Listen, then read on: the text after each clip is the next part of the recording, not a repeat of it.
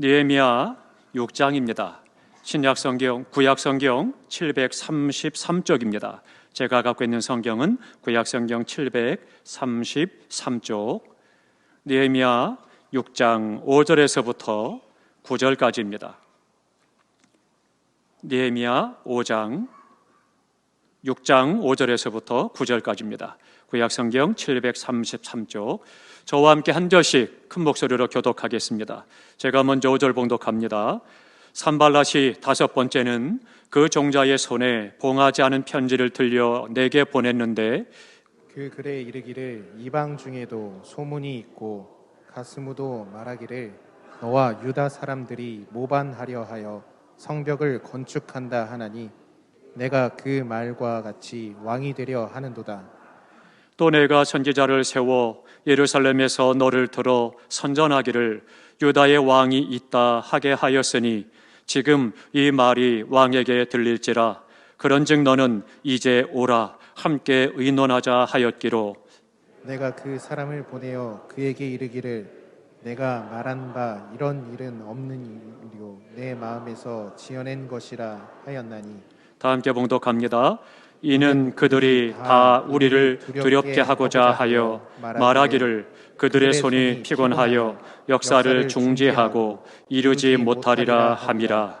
이제 내 손을 힘있게 하옵소서 하였노라. 아멘. 아멘.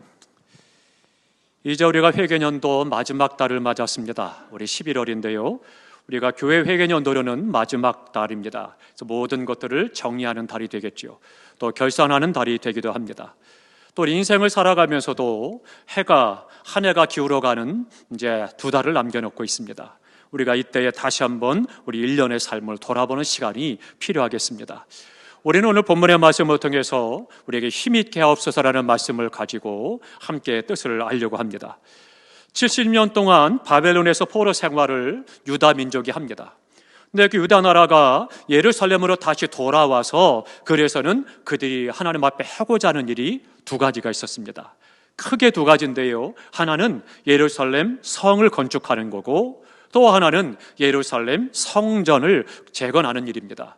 그래서 성과 성전을 다시금 재건하는 일을 그들이 하고자 했던 거죠. 오늘 본문에 보면 이 재건하는 일을 행할 때 유다의 민족의 지도자였던 느헤미야가 먼저는 예루살렘 성을 재건하는 일을 합니다. 그러는 과정 속에 일어났던 여러 가지 사건들을 오늘 본문에 기록을 하고 있습니다. 70년 동안 회파되었던 그 성을 재건한다는 것, 결코 쉬운 일이 아니죠. 여러 가지 면에 있어서 무엇 하나 수월한 것이 없습니다. 우선은 주변 국가들이 계속해서 반대하고 그것을 가만히 두지 않고 방해 공작을 했기 때문입니다. 집요하게 여러 가지 방법을 동원해서 예루살렘 성이 재건되지 못하도록 그들은 방해를 했습니다. 왜냐하면 예루살렘 성이 서게 되면 군사적인 위협을 받을 것이고 유다 민족을 인도하신 하나님의 능력이 역사한다는 것을 알았기 때문에 두려워했던 거죠. 그래서 어떻게든지 그것을 방해하고 어떻게든지 성전을 재건하지 못하도록 역사했던 겁니다. 이때 느헤미야가 온갖 도전과 위협을 무릅쓰고 이 성을 재건하는 일에 최선을 다하게 됩니다. 그때 일어났던 여러 가지 일들을 통해서 우리가 하나님의 음성을 들을 수가 있습니다. 첫 번째로는 언제 위기가 오느냐라고 하는 것입니다. 1절에 보면 이렇게 말합니다. 산발랏과 도비야와 아라비아 사람 게셈과 그 나머지 우리의 원수들이 내가 성벽을 건축하여 허물어진 틈을 남기지 아니하였다 함을 들었는데 그때는 내가 아직 성문에 문짝을 달지 못한 때였다. 그렇게 말씀을 하고 있습니다. 이 말씀의 뜻은 느헤미야가 원수들의 방해에도 불구하고 성을 잘 건축하고 있다는 거죠. 잘 건축을 해서 무너지거나 문제가 있고 잘못된 것들을 다 보수하고 새롭게 성을 완전히 다 단장을 하고 마지막 남은 것이 뭐냐? 이제 문짝만 달면 되는 그런 상황이었다라고 하는 겁니다. 그때 위기가 찾아왔다라고 하는 것입니다. 주변 국가들로서는요, 이 문짝을, 성의 문짝을 다르면 그리고 닫아버리면 이제는 우리가 더 이상 손 쓸 수 없다. 그런 생각이 들기 때문에 어떻게든지 마지막 문 닫기 전에, 문짝을 달기 전에 이 일을 이루지 못하게 해야 된다라고 하는 그런 절박함을 가지고 계속 공격을 하고 그들을 힘들게 하고 방해를 했던 것입니다. 결국은 최후의 공격을 지금 하고 있는 장면이 오늘 본문입니다. 그런데 무력 침공을 하는 것이 아니고 회유하고 기만을 해서 그래서는 느헤미야를 암살하고, 그래서 지도자가 죽고 나면 그러면 그 성내에 유다민족 간에 자중질환이 일어날 거다. 그러니 자연스럽게 무너질 것이다. 이 전략을 그들이 짰던 것입니다. 사단의 전략은 항상 그렇습니다. 지도자를 혼란스럽게 하고 흔들고 뜯어내리는 거예요. 그래야 그 성을 무너뜨릴 수 있기 때문이죠. 그러니까 지금 느헤미야에게도 회유하는 정책을 쓰고 기만을 하면서 어떻게든지 암살할 기회를 만들려고 하고, 그리고는 그 안에서 지도자를 없앰으로 그렇게 자중질환이 일어나고 무너뜨리려고 했던 거죠. 오늘날 교회도 마찬가지입니다. 사단은 어떻게든지 담임 목회자를 흔들고 넘어뜨리려고 하고 끌어내리려고 하고, 그래서는 교회를 흔들고 무너뜨리려고 하는 계략들을 계속하고 있는 겁니다. 우리가 그것을 영적으로 또한 분별할 수 있어야 되겠습니다. 문짝을 달기 전에 위기가 왔다는 것은 큰 일을 마무리하기 전에 왔다는 것을 이야기하고 있는 거죠. 그러니까 모든 일들은 마무리하기 직전에 왔다는 거예요. 하늘을 마무리하는 이때 우리가 조심해야 되는 겁니다. 하늘을 쭉 돌아보다 보면 이런저런 것들을 이야기하다 보면 거기에 갈등이 생기고 다툼이 생기고 그것이 시험이 되고 교회를 어렵게 하는 일들이 비일비재한 거죠. 그렇기 때문에 우리가 영적으로 깨어서 분별하고 지혜롭게 이것을 분별해야 되는 거죠. 위기 언제냐? 모든 것들이 잘 진행되고 마지막 문짝을 열고 문을 닫으면 끝나는 그때입니다. 한 해를 마무리하는 이때라는 거죠. 농사 짓는 경우도 마찬가지입니다. 모내기 할 때, 씨 뿌릴 때 어때요? 좋습니다. 잘 뿌리기도 하고 했습니다. 잘 자랐어요. 근데 마지막에 이제 결실할 때 어떻습니까? 그때 폭풍이 몰아치고 태풍이 오고 비가 많이 와가지고 홍수가 나고, 그때 되면 어떻게 돼요? 1년 농사를 다 망치는 거죠. 참으로 어려운 일입니다. 마찬가지입니다. 제 아무리 1년 농사를 잘 지었다 할지라도 마지막 결실할 그때가 중요한 것처럼 우리가 개인적으로나 신앙적으로나 문짝을 달기 직전이 그때가 중요한 때라고 하는 거죠. 한 해를 마무리할 때, 한 해의 문을 닫는 시점에 시험에 빠지지 않도록 깨어있기를 주님의 이름으로 축원합니다. 또 하나, 두 번째로는요, 그러면 이 시험이 어떻게 오느냐는 거예요. 그러니까 우리에게 예상치 못했던 그런 시험들이 찾아오게 되는데 어떻게 시험이 오느냐? 2절에 보니까 이렇게 말합니다. 산발락과 게셈이 내게 사람을 보내어 이르기를 오라, 우리가 오노 평지 한 촌에서 서로 만나자 하니 실상은 나를 해하고자 함이었더라. 그러니까 그들의 전략은 그겁니다. 평화협상이라고 하는 그런 가면을 쓰고 찾아와서 어느 평지에서 만나자, 그리고 이야기를 나누자, 평화하게 이야기를 나눠서 이 문제를 해결해보자, 그런 식으로 제의를 해왔다라고 하는 거예요. 그리고 사전에 말합니다. 4번씩이나 사람을 보내서 계속해서 만나서 우리가 평화적으로 하자. 그리고 겉으로는 평화를 이야기하지만 속으로는 칼을 갖고 온 거죠. 그 부분에 대해서 이야기를 합니다. 그러니까 2절 하반절에 말하죠. 실상은 저들이 나를 해하고자 함이라, 그렇게 말씀하고 있습니다. 결국은 기만이었고 수수였다라고 하는 거죠. 자기들의 목적을 이루려고 그렇게 행했던 것입니다. 결국은 느헤미야는요, 그들에게 단호하게 거절합니다. 오노 평지로 그들을 유인한 다음에 암살할 전략을 가지고 있는 것을 느헤미야는 알았기 때문에 계속해서 거절했던 겁니다. 만나면은 세 종류의 만남이 있습니다. 반드시 필요한 만남이 있습니다. 주님을 만나야 되고요, 부부가 만나야 되고요, 사랑하는 사람을 만나야 되고, 좋은 일을 위해서 만나는 만남이 있어야 되는 거죠. 그런데 의미 없는 만남이 있습니다. 셋째 말로 시간 죽이기, 그런 만남입니다. 그냥 모여서 왁작지껄하고 뭔가 좀 하고 얘기를 나눈 것 같은데 만나고 나면 허하고 공한, 그런 때 참 우리가 힘들게 되죠.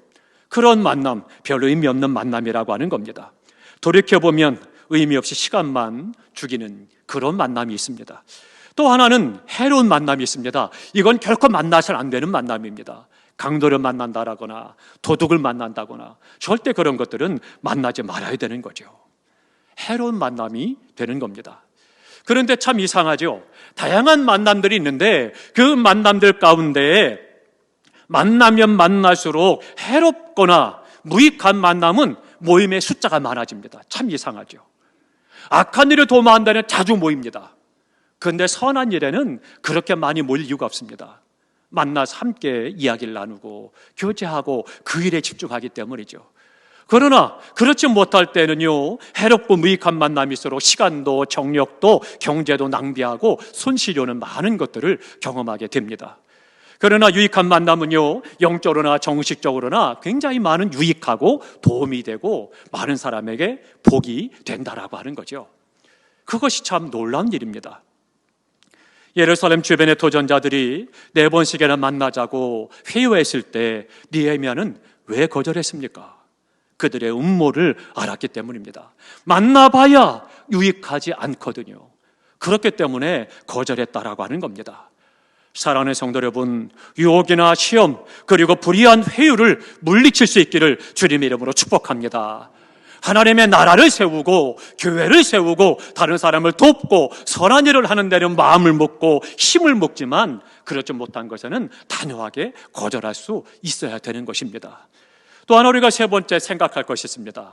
그렇다면 그런 유혹과 회유가 찾아올 때 그것이 만만하냐? 그렇지 않다는 겁니다. 이게 문제예요. 우리에게 와서 여러 가지로 가문이설을 우리를 회유하고 우리에게 찾아와서 유혹하지만 그러나 그것이 쉽게 그냥 안 돼 그러면 끝나느냐? 그렇지 않다라고 하는 거죠. 결코 만만치 않습니다. 악한 일일수록 집요하게 찾아와서 역사를 합니다. 그게 참 힘든 일이죠. 그러니까 5절에 보니까 이렇게 말합니다. 산발랏이 5번째는요, 그 종자의 손에 들려서 편지를 보내는데 봉하지 않은 편지를 들려 보낸 겁니다. 그런데 그 편지가 어떤 내용이냐? 이런 내용입니다. 내가, 즉 느헤미야입니다. 내가 왕이 되기 위해서 성을 재건한다는 소문이 널리 퍼지고 있다. 만일 그것이 사실이라면 너는 역적 모의를 하고 있는 거다. 내 죄를 면치 못할 거다. 그러니 만나서 사실 여부를 허심탄회하게 이야기하고 도움을 받으라. 그런 이야기예요. 그러니까 있지도 않는 것을 이야기하고 누명을 씌우고 모략을 하고 그리고 협박을 지금 하고 있는 거예요. 그렇게 해서 집요하게 계속해서 요구를 하고 있는 거죠. 결국은 모략과 중상과 협박 온갖 수단을 동원해서 지금 느헤미야에게 요청을 하고 있는 거죠. 그런데요, 느헤미야는 8절에 말합니다. 그것은 사실이 아니고 내가 조작한 것이다. 분명하게 선을 그어서 이야기를 하고 있습니다. 우리가 주님의 일을 할 때에도 세상에서 선한 일을 행할 때에도 믿음으로 살아갈 때에도 사단은 우리에게 찾아와서 모략을 하고 중상을 하고 협박을 하고 때로는 비난하기도 합니다. 그러나 내가 떳떳하다면 걱정할 거 없습니다. 의연할 필요가 있는 거죠. 거기에 두려워서 쩔쩔매고 질질 끌려다니다 보면 아무것도 행할 수 없는 것입니다. 그런 사람들과 함께 멍에를 매면 뭔가 되는 것 같지만 결론은 아무것도 없습니다. 왁작지껄하고 뭔가 대단한 것 같았는데 이룬 것은 하나도 없는 거죠. 열매가 없다라고 하는 겁니다. 큰 나무는요, 태풍이 불어와도 가지만 흔들립니다. 그러나 작은 나무는 어때요? 뿌리째 뽑혀지고 만다라고 하는 것입니다. 작은 감정 때문에 흔들리거나 얼굴색이 변해서는 안 된다라고 하는 거죠. 느헤미야는 산발랏이 보낸 편지를 보면서도 내가 떳떳하기 때문에 나는 한 번도 역적 모의를 한 일이 없고 내가 왕이 되고자 한 것도 없고 네가 만들어낸 거야. 단호하게 거절을 했던 것입니다. 그렇기 때문에 느헤미야는 염려가 되고 두려워서 제대로 대학갈까 봐 경거망동하거나 동요하지 않았다라고 하는 것입니다. 그리고 그가 한 것은 뭐였느냐? 기도하는 것입니다. 그 기도의 내용이 뭐냐? 내 손에 힘있게 하옵소서. 다 같이 합니다. 내 손을 힘있게 하옵소서. 지금 느헤미야는 이 기도를 하고 있는 것입니다. 회유, 협박, 중상이 거듭되는 동안 느헤미야는 든든히 섰습니다. 그런데 든든히 섰고 아니야 라고 단호히 거절하지만 그럼에도 불구하고 힘든 거예요. 왜요? 우리가 육체를 입고 있기 때문에 계속 집요하게 사탄은 와서 우리를 시험하고 힘들게 하고 공격하기 때문입니다. 그러니 어려운 거예요. 그러다 보니까 몸도 축나기도 하고 병이 들기도 하고 어렵기도 하고 고통에 처할 때도 있는 거죠. 그러다 보면 어느 순간 흔들리기도 할 때가 있다라고 하는 겁니다. 그래서 너무나도 힘들고 어려운 상황에서 이렇게 잘 버티고 있지만 하나님, 내 힘으로는 부족합니다. 내 손에 힘을 주십시오. 이 기도를 지금 느헤미야가 하고 있는 것입니다. 그래서 9절 끝에 말합니다. 이제 내 손을 힘있게 하옵소서. 그렇게 기도하고 있습니다. 그러면 느헤미야가 손을 힘있게 해달라고 기도하는 데는 그만한 이유가 있습니다. 느헤미야의 사장에 가보면 이제 성을 다시 재건하는 대역사를 이루는데 계속 방해합니다. 계속 방해하고 주변 국가들이 굉장히 생명 위협을 느낄 만큼 고통스럽게 하고 두렵게 합니다. 그러니까 어떻게 되겠어요? 나라에다가 비상령을 선포했습니다. 예루살렘 성에는 모든 국민은 2분의 1은 다 나와서 일을 하라. 그리고 2분의 1은 완전 무장을 해라. 한쪽에는 병기를 들고 한쪽에는 총을 들고 한쪽에는 망치를 들고 일을 하라는 거예요. 그래서 언제 적들이 쳐들어와서 나팔 소리가 울리면 그때 담대하게 나가서 싸우고 이기고 성을 계속 건축해야 된다, 그거예요. 그러니까 비상령을 내린 겁니다. 그러고 나서 그렇게 생활을 합니다. 그러니 완전 무장을 하고 일을 하니 얼마나 힘들겠습니까? 비상체제안에서 성을 재건하니까 결국은 하루 이틀도 아니고 한두 달도 아니고 오랜 시간을 거쳐서 성을 재건하는 일이다 보니까 그 피곤이라고 하는 것은 이루 말할 수가 없는 겁니다. 그래서 하나님께 요청하는 겁니다. 하나님, 내 손에 힘을 주십시오. 이 기도를 지금 하고 있는 겁니다. 손에 힘을 달라고 하는 이유는 두 가지 이유입니다. 하나는 능력을 달라는 겁니다. 우리 손이 하는 일이 얼마나 많습니까? 도구를 제작합니다. 아름다운 악기를 연주하기도 합니다. 어떤 도구를 만들며 창조의 지혜를 가지고 행하기도 합니다. 선한 일을 하기도 합니다. 때로는 악한 일을 하기도 합니다. 나의 감정을 표현하기도 합니다. 그러나 능력이 안 되면 손이 있어도 못하는 거예요. 능력이 있는 그 재주가 있어야 그 손을 가지고 악기를 만들고 무기를 만들고 뭘 만들 거 아니겠어요? 능력이 없으면 못하는 거죠. 마찬가지입니다. 그렇기 때문에 내가 능력을 받아야 창조적인 역사를 이루어갈 수가 있고 이 사명을 감당할 수 있기 때문에 지금 느헤미야는 하나님, 내 손에 힘을 주십시오. 이 기도를 하고 있는 것입니다. 사랑하는 성도 여러분, 우리 성도들의 손에 힘이 있기를 주님의 이름으로 축원합니다. 그래서 우리에게 찾아오는 여러 가지 영적인 육적인 위기가 찾아왔을 때 우리를 고통스럽게 하고 우리 협박하고 우리 힘들게 하는 것들이 하나님께서 허락하신 힘을 가지고 이기시기를 주님의 이름으로 축원합니다. 또 하나는요, 그 이유는 주님의 일을 하게 해달라는 것입니다. 힘 있는 손으로 주님의 일을 할 수 있도록 능력을 달라는 거예요. 그래서 하나님께서 맡기신 이 성을 잘 건축을 마칠 수 있도록 도와달라, 내 손을 힘있게 해달라고 기도하고 있는 겁니다. 하나님은요, 우리가 나쁜 일, 악한 일을 위해서 기도하면 응답하지 않으십니다. 그런데 선한 일을 위해서, 하나님의 영광을 위해서, 믿음을 위해서 기도할 때 하나님은 응답해 주십니다. 지난주에 고리테본 여사의 말씀을 드렸죠. 이 고리테본 여사가 그 나치 수용소에서 살아나고 그리고 전 세계 다니면서 복음을 전한다고 했습니다. 어느 날 그 소련이죠. 지금으로 말하면 러시아입니다. 그 소련의 복음을 전하러 이제 갑니다. 그래서 큰 캐리어에다가 두 가방 가득히 성경을 가득 채웠습니다. 그리고 이제 비행기를 타고 러시아를 갔습니다. 소련에 갔는데 문제는 이 착륙하고 내렸는데 세관이 문제예요. 통관을 해야 되는데 공산주의 국가니까 성경책이 반입이 안 되는 거죠. 반입만 안 되는 게 아니라 위협을 받게 됩니다. 그러니까 어떻게 되겠어요? 성경을 두 트렁크에 가득 채워가지고 그래서 갔는데 세관을 통과하기는 어려운 상황이고 결국은 짐을 검사하다 보면 성경책을 다 빼앗길 것이고 통관을 그만두고 어떤 벌을 받을지 모르는 거고 쫓겨날지 모르는 상황인데 어떻게 하겠습니까? 우리 성도들 같으시면 어떻게 하시겠어요?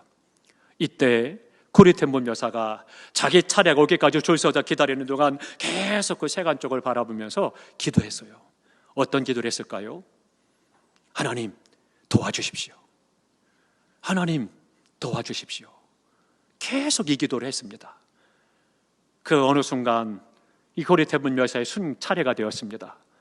그런데요, 이 세관원이 갑자기 그분에게 그러는 거예요. 할머니, 가방이 무거운 것 같으네요. 제가 택시 타는 데까지 들어다 드릴게요. 그 사람이 그 무거운 캐리어 성경 들고 있는 거를 두 개를 끌어다가 택시까지 안내를 했더라는 거죠. 할렐루야. 하나님의 역사는 놀랍습니다. 느헤미야가 수많은 협박과 회유와 두려움과 공포가 있었지만 하나님께서 맡기는 바 사명을 감당하는데, 하나님, 나 힘이 없습니다, 내 손에 힘을 주십시오 기도했던 것처럼 고리대문 여사도 기도하고 그 가운데 그렇게 기적과 같이 통과를 하고 가서 복음을 전하고 성경을 전할 수 있었다는 거죠. 얼마나 감사합니까? 사랑하는 성도 여러분, 하나님 앞에 하나님, 내 손에 힘을 주십시오. 그리고 믿음으로 사단의 여러 가지 역사들과 회의와 우리를 고통케 하는 것과 힘들게 하는 것들, 이 마지막 우리 연말에 정산하면서 다시 한번 우리의 가정이나 심령이나 회사나 기업이나 교회나 다시 한번 살피고, 이런 어려움들이 없도록 지혜로 분별하고 영어로 분별할 뿐만 아니라 힘을 얻어서 능히 이기고 남음이 있는 승리의 삶이 되시기를 주님의 이름으로 축원합니다. 주여, 내 손에 힘을 주옵소서. 그 기도 가운데 하나님께서 허락하신 힘을 가지고 손과 그 손을 가지고 주님과 교회를 위해서 내게 주신 영적인 사명, 육적인 사명을 힘써 잘 감당함으로 승리하는 우리 모두가 될 수 있기를 주님의 이름으로 축원합니다. 기도하겠습니다. 우리 다